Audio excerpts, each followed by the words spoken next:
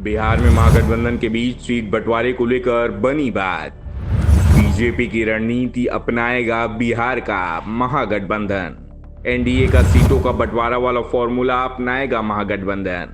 India गठबंधन में सीटों के बंटवारे के फॉर्मूले की तलाश चल रही है कि ऐसा कौन सा फॉर्मूला अपनाएं कि फायदा हो। लेकिन फिलहाल बिहार में महागठबंधन के बीच सीटों के बंटवारे का फॉर्मूला तय हो गया है और फॉर्मूला एनडीए से चुराया गया है। जो फॉर्मूला एनडीए गठबंधन ने 2019 के चुनाव में अपनाया था, वही फॉर्मूला अब महागठबंधन तैयारी कर रहा है। इस फॉर्मूले से सबसे ज्यादा फायदा नीतीश कुमार को होता हुआ दिखाई दे रहा है, तो कांग्रेस और आरजेडी को नुकसान हो सकता है। आरजेडी को नुकसान इसलिए होगा क्योंकि मुस्लिम बाहुल्य अधिकांश सीटों पर इस समय जेडीयू के सांसद हैं और महागठबंधन में जहां मुस्लिम वोटों की संख्या अधिक है, वहां उसकी जीत की संभावना उतनी ही ज्यादा है। क्योंकि इस बार मुकाबला सीधा इंडिया और एनडीए गठबंधन के बीच होना है, इसलिए मुस्लिम वोटों का बंटवारा भी नहीं होना है।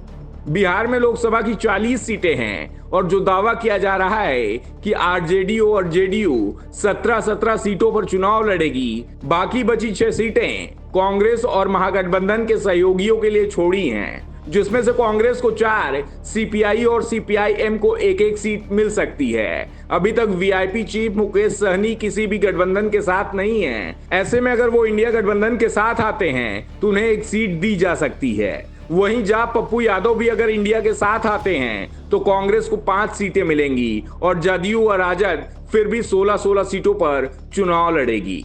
वहीं संकेत इस बात के भी हैं कि पशुपत पारस की पार्टी के कुछ सांसद इंडिया गठबंधन के संपर्क में हैं। अगर वो भी साथ आते हैं तो सीट शेयरिंग फॉर्मूले में कुछ फेरबदल हो सकता है। सीट शेयरिंग का यह फॉर्मूला लगभग वैसा ही है जैसा 2019 के लोकसभा चुनाव में एनडीए गठबंधन में हुआ था।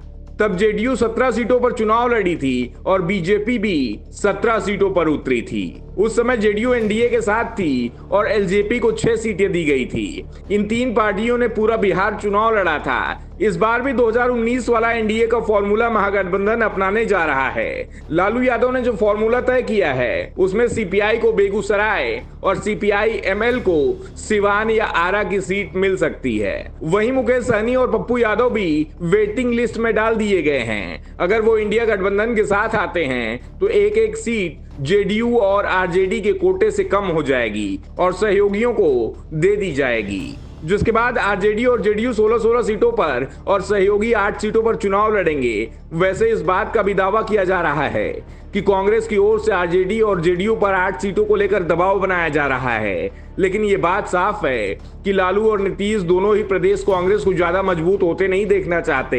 इससे पहले 2019 के चुनाव में महागठबंधन में जेडीयू नहीं था, तब लालू ने कांग्रेस को 8 सीट दी थी। ऐसे में जेडीयू के महागठबंधन में आने के बाद लालू यादव कांग्रेस को किसी भी कीमत पर 8 सीट देने को तैयार नहीं होंगे। वीआईपी के साथ दोनों ही गठबंधन की बातचीत कर रहे हैं और सबसे बड़ी बात तो यह है कि एनडीए और महागठबंधन दोनों ही ओर से मुकेश सहनी के लिए एक सीट छोड़ने की बात हो रही है। बीजेपी की ओर से सहनी के लिए दूसरी सीट का भी ऑफर है, लेकिन बीजेपी की शर्त यह है कि सहनी की पार्टी दूसरा उम्मीदवार बीजेपी के चुनाव चिन्ह पर लड़ेगा। दूसरी ओर सहनी बीजेपी पर दबाव बना रहे हैं। जितनी सीटें एलजेपी के लिए छोड़ी जाएंगी, उतनी ही सीट वीआईपी के लिए भी छोड़ी जाएं। लेकिन बीजेपी वीआईपी की मांग को पूरी तरह से खारिज कर दिया है। अब फैसला सहनी को लेना है कि किस गठबंधन में जाते हैं। वैसे बीजेपी की ओर से उन्हें केंद्र मंत्री बनाए जाने का भी प्रस्ताव दिया गया है, लेकिन अभी तक सहनी झुकते हुए नहीं दिखाई दे रहे। फिलहाल 5 राज्यों के विधानसभा चुनाव के साथ 2024 का चुनाव भी अपनी गर्मी में है। क्षेत्रीय पार्टियां तेजी से जोड़ तोड़ के गणित का एक तरफ हिस्सा बन रही तो दूसरी तरफ अपना दमखम दिखा रही हैं।